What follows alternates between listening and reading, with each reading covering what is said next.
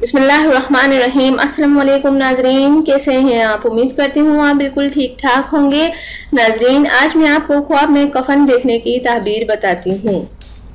हजरत इब्न serine रहमतुल्लाह अलैह ने फरमाया है कि अगर देखे कि किसी मुर्दा या जिंदा के लिए कफन बनाया है, अगर वो मालूम शख्स है तो इससे रंज पहुँचने पर दलील है, और अगर किसी मालूम मुर्दे के लिए कफन बनाया है तो दलील है कि दुनिया में इस मुर्दे के तरीके की तलाश करेगा। हजरत इब्राहिम करमानी रहमतुल्लाह अलैह ने फरमाया है कि अगर देखे कि मुर्दे का कफन फाड़ा है, अहले ताबीर कहते हैं कि अगर साहिब ख्वाब सालिया, पारसा और तालिब इल्म है और बारीक बातें कहता है तो दलील है कि दुनिया इसका रुख करेगी और माल हराम जमा करेगा।